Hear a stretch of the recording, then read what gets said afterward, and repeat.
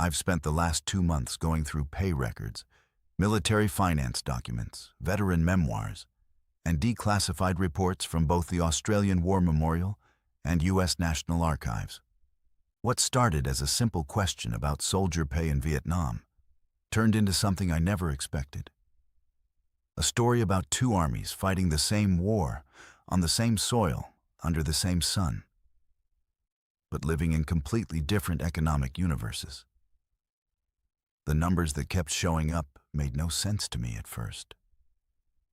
How could one group of soldiers send the vast majority of their wages back to families on the other side of the world, while the army next door was pumping hundreds of millions into bars, black markets, and an underground economy that was actively funding the enemy? The more I dug, the more I realized this wasn't a story about money. It was a story about two entirely different philosophies of war, and only one of them worked. Vung Tau, South Vietnam. July 1967. A young Australian private from 7RAR steps off a truck at the 1st Australian Logistics Support Group compound. He's been in country 3 weeks. The heat is crushing, a wet, suffocating blanket that turns every piece of clothing into a sponge. The smell of diesel fuel and fish sauce mixes in the salt air rolling off the South China Sea. He's got a few crumpled bills in his pocket. Military payment certificates, funny money, the blokes call it. He's been told he won't need much. His pay, most of it, is already sitting in a Commonwealth bank account back in Sydney. His mum can draw on it. His girl can see it growing. He didn't arrange this. The army arranged it for him. 2 kilometers down the road, past the wire, past the vendors and the motorbike traffic, an American sergeant from the 9th Infantry Division sits at a bar called the California. He's got $50 in MPC in his front pocket. He'll spend most of it tonight. Tomorrow's payday. He'll get more. What I found when I started tracing where those two soldiers' pay went, and what it bought and what it destroyed, stopped me cold.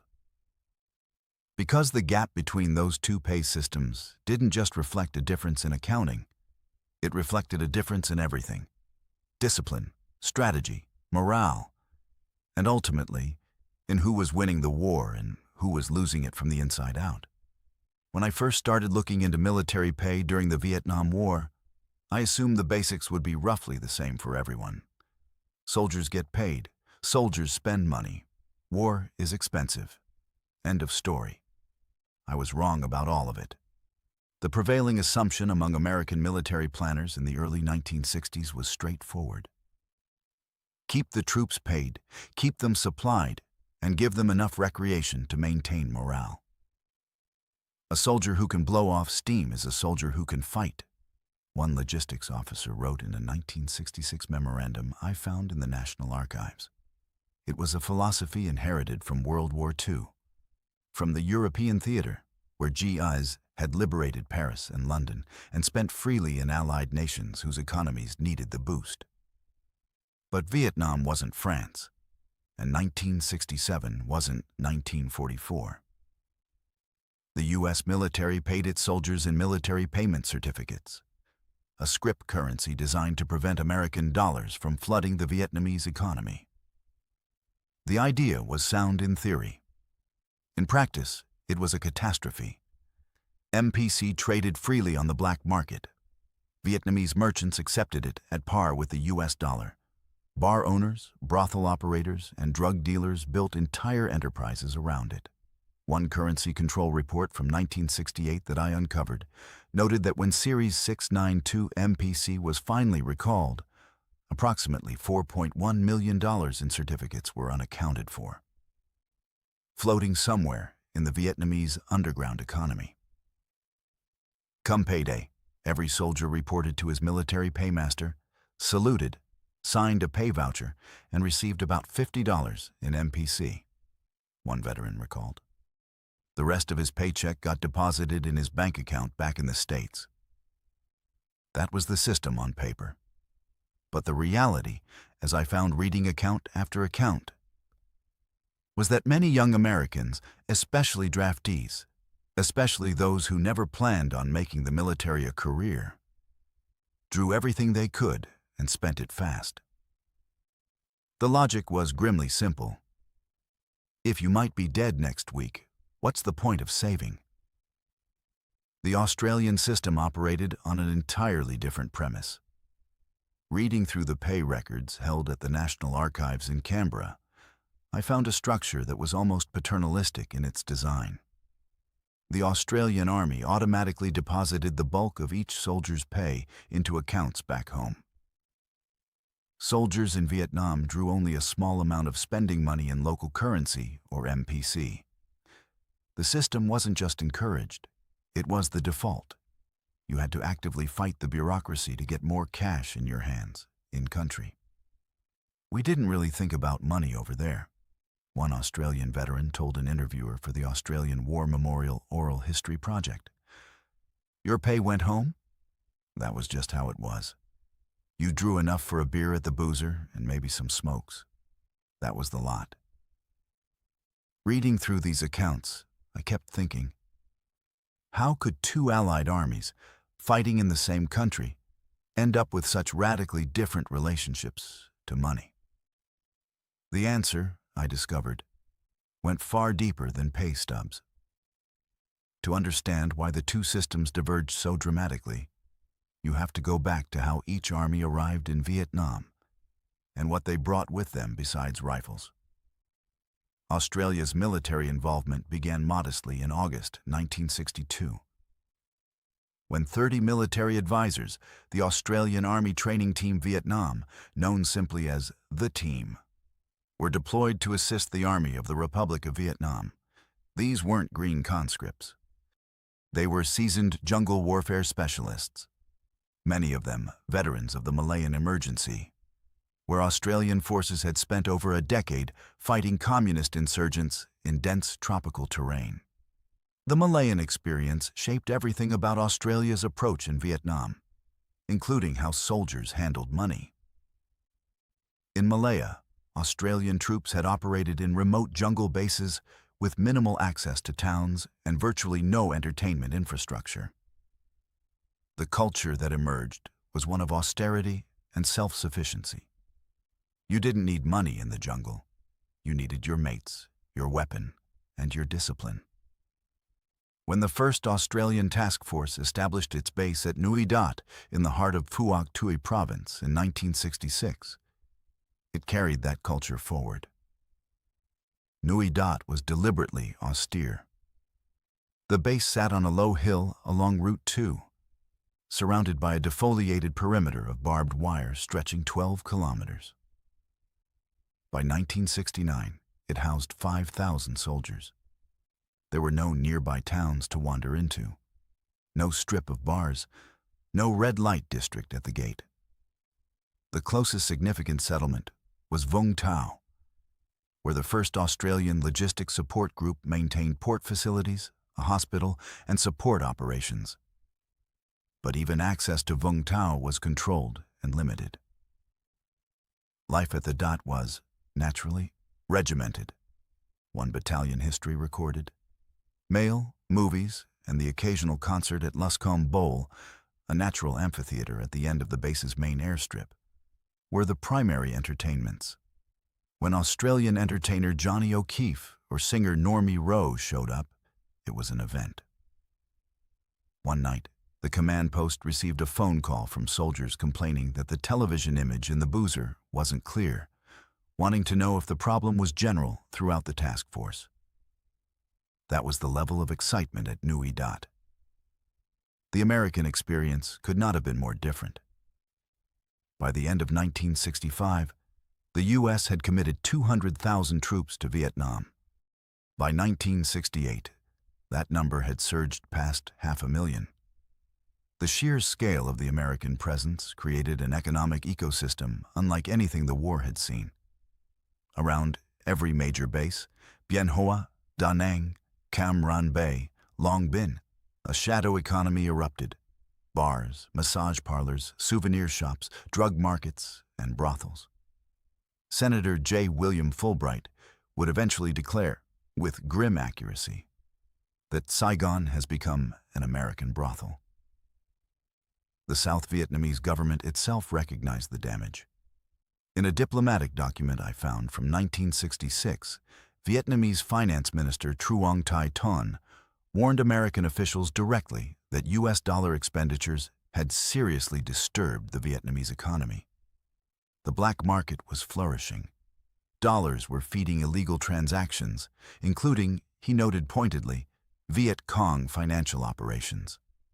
And the machinery that made it all possible was the pay system itself. The American allotment system was voluntary. A soldier could choose to send money home, and many did. But unlike the Australian system, the default was to put cash in the soldier's hands. A private in 1967 earned roughly $150 per month base pay, plus combat zone tax exclusion and hostile fire pay. With few expenses, food, shelter, and equipment all provided, that money was pure disposable income in one of the cheapest countries on earth. There was nothing to spend money on except trouble, one American veteran wrote in his memoir. And trouble was everywhere. The moment I realized the pay gap wasn't just an accounting curiosity, but a strategic failure, came when I started mapping where the American money actually went. In July 1968, soldiers from the U.S. 173rd Airborne Brigade overran a Viet Cong complex in the Vung Tau Mountains. Inside, they discovered a cache containing nearly 150,000 U.S. dollars in U.S. currency. Not Vietnamese piasters, not MPC, American dollars. The documentation found alongside it revealed that this money was being used by the local Viet Cong government as a stable means of financing their war effort. One intelligence analysis I found estimated that Communist China alone was collecting up to $350 million in a single month through black market channels connected to the American military economy in Vietnam. Let me say that again, because when I first read that number, I went back and checked it 3 times. Hundreds of millions of dollars flowing directly from American soldiers' pockets into enemy hands through a chain of bars, brothels, currency exchangers, and corrupt officials. The chain worked like this. AGI spends MPC at a bar in Saigon. The bar owner exchanges MPC on the black market for Vietnamese piasters at a rate far more favorable than the official conversion. Those piasters flow upward through networks of Vietnamese merchants and officials, some of whom deposit the converted dollars into Swiss bank accounts, while others channel the currency directly to Viet Cong procurement networks. The VC used American money to purchase medical supplies, weapons components, and intelligence. American soldiers were, in effect, funding both sides of the war every time they bought a drink. The Australian system created no such leakage. With the bulk of pay deposited automatically in Australian bank accounts, there simply wasn't enough Australian currency floating around Phuoc province to build a parasitic economy. Australian soldiers at Nui Dat drew minimal spending money. Their R&R was controlled. Their access to Vietnamese commercial districts was limited by design. We had a 2-can rule, one Australian veteran recalled, referring to the beer ration at Nui Dat. 2 cans a day, that was it, unless there was a special occasion. The Yanks thought we were mad. But the discipline extended beyond alcohol. While the American military struggled with an escalating drug crisis, a 1971 Department of Defense study found that 51% of armed forces personnel had smoked marijuana, 31% had used psychedelics, and 28% had used hard drugs like cocaine and heroin. The Australian forces maintained remarkably tight control over substance use. This wasn't because Australian soldiers were morally superior. It was because the system was designed to limit temptation. At Nui Dat, there was nowhere to buy drugs. There were no Vietnamese merchants at the gate. The nearest town was a controlled access truck ride away. The pay system ensured soldiers had minimal cash. The operational tempo, Long, slow, meticulous patrols through the jungle, sometimes taking 9 hours to sweep a single mile, kept men focused and exhausted. There was simply no space in the Australian soldier's day or wallet for the kind of recreational economy that consumed the American rear echelon. And the results showed in combat effectiveness. The Australian approach in Phuoc, patient, methodical, focused on separating guerrillas from the population, produced extraordinary results. At Long Tan in August 1966, 108 men of D Company 6 RAR held off an enemy force estimated at over 2,000 for 4 hours. The 1st Australian Task Force, though never exceeding 8,500 troops at peak strength, maintained a level of unit cohesion and operational discipline that American commanders openly envied.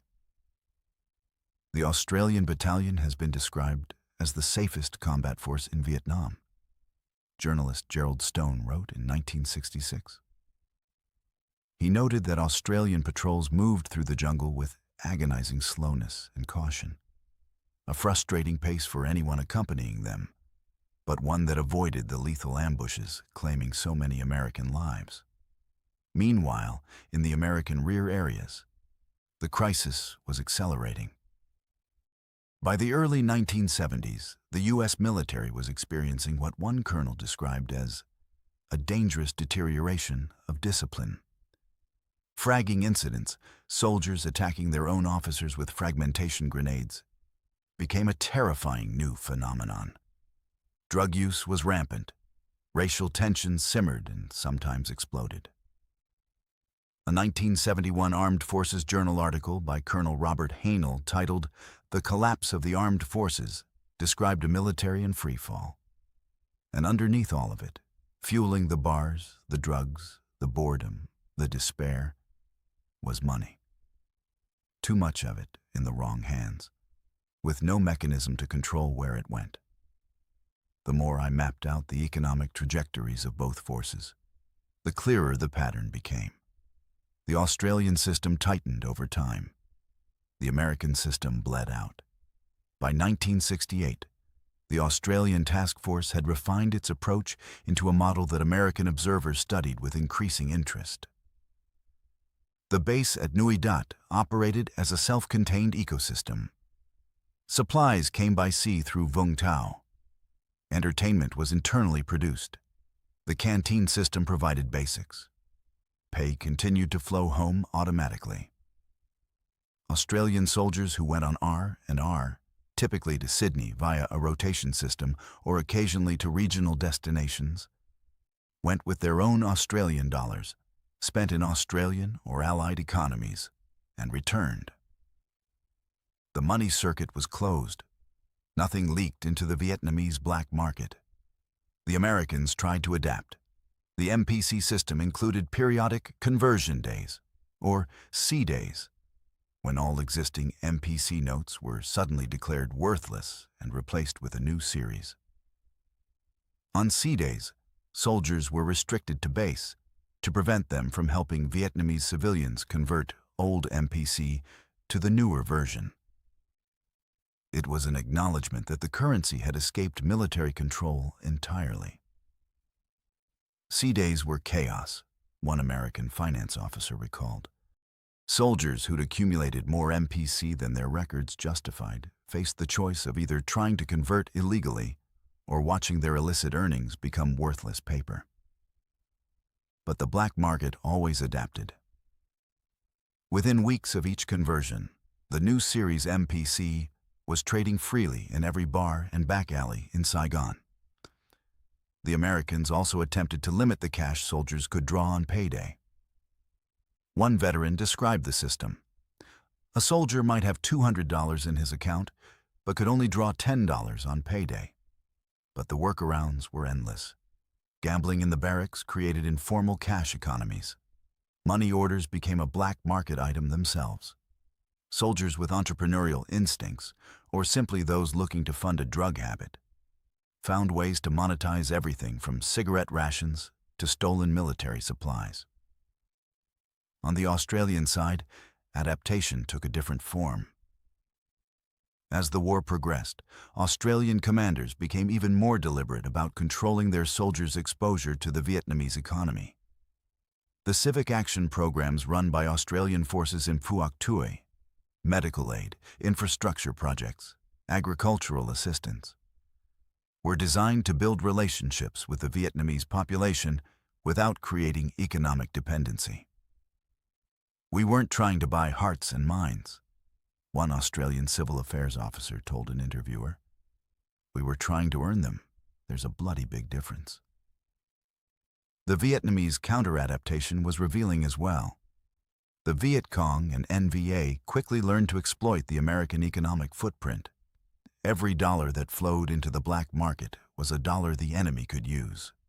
The sex trade alone generated enormous currency flows, with bar owners manipulating exchange rates to maximize profit, creating a parallel financial system that no amount of MPC conversion days could dismantle. Around Australian-controlled areas, by contrast, the VC found fewer economic opportunities. The population of Phuoc Tuy province still provided support to the insurgency, but not through the kind of massive currency flows that characterized the American zones. The Australian soldiers simply didn't have enough money in-country to distort the local economy. One document I found from a captured VC political cadre in Phuoc Tuy noted with frustration that the Australian forces were difficult to exploit economically. The cadre complained that unlike American troops, the Australians do not spend freely, and maintained strict discipline over their soldiers' contact with the population. When I read that, I sat back in my chair and just stared at it. The enemy had noticed. The enemy knew exactly which Allied force was financially vulnerable, and it wasn't the Australians. By 1969, the two economic models had produced two entirely different armies. The Australian task force, though small, never more than 8,500 troops, was operating at peak effectiveness in Phuoc Tuy province. Unit cohesion remained strong. Discipline problems were minimal compared to the American experience. Drug use, while not zero, was nowhere near the epidemic levels devastating U.S. forces. The Australian War Memorial records show that over 60,000 Australians served in Vietnam between 1962 and 1972, with 523 killed and approximately 2,400 wounded. Their casualty rate was significantly lower per capita than their American counterparts, owing in large part to the slow, methodical tactics that their operational discipline made possible. The American military, meanwhile, was tearing itself apart. The 1971 DoD survey results were staggering. 51% of the armed forces had used marijuana. Nearly half of enlisted men had tried opiates, and of those, roughly half developed symptoms of addiction. The armed forces had consumed 225 million tablets of stimulants between 1966 and 1969. Amphetamines issued by military command to boost endurance, complemented by heroin and marijuana self-prescribed by soldiers seeking escape. "You don't have a drug problem in Vietnam," one White House official told President Nixon. "You have a condition." In response, the White House launched Operation Golden Flow in 1971, mandatory urinalysis for all servicemen before they could board planes home. Those who failed were detained for detoxification. It was a dramatic admission that the problem had metastasized beyond the military's ability to manage. And underneath it all, the drugs, the fragging, the racial tensions, the combat refusals, was the economic infrastructure that American spending had built. Every bar, every brothel, every drug den operated on American dollars and MPC. The economy of vice sustained the morale crisis, and the morale crisis sustained the economy of vice.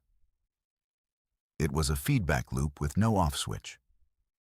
The cumulative financial numbers told the story.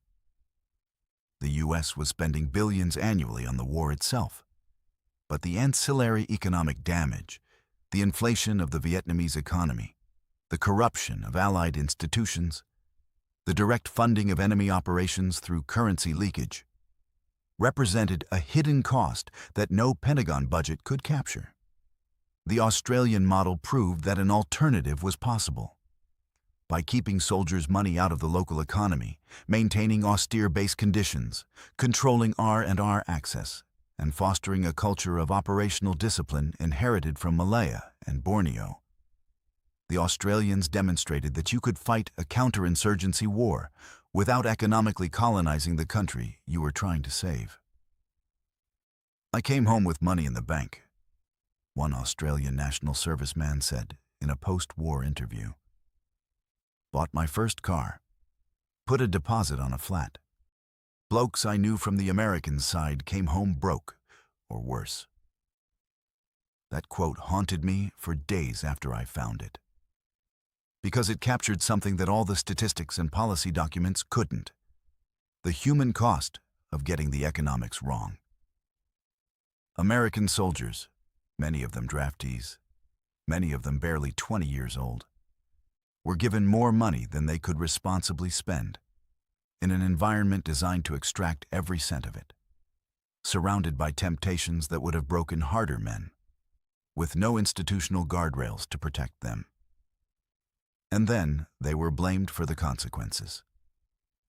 The economic lessons of Vietnam echoed through every conflict that followed. When the U.S. military deployed to Iraq and Afghanistan, it carried with it new financial controls, restricted cash distributions, and digital payment systems designed to prevent the kind of currency leakage that had funded the Viet Cong. The Savings Deposit Program, offering deployed soldiers a guaranteed 10% interest on savings, was a direct descendant of the failure to incentivize saving in Vietnam. The Australian Defence Force, for its part, continued to refine the model that had worked in Phuoc.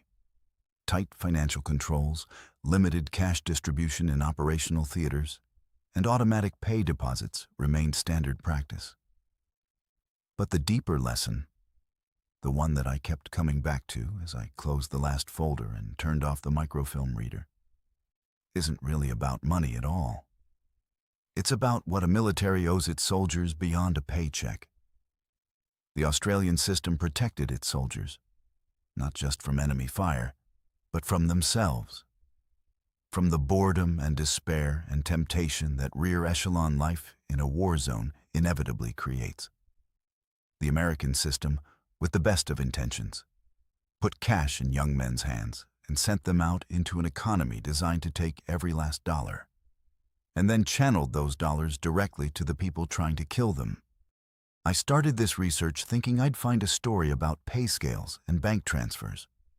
What I found was a story about two armies, two cultures, and two completely different answers to a question that every nation at war must face: what happens to your soldiers when they're not fighting?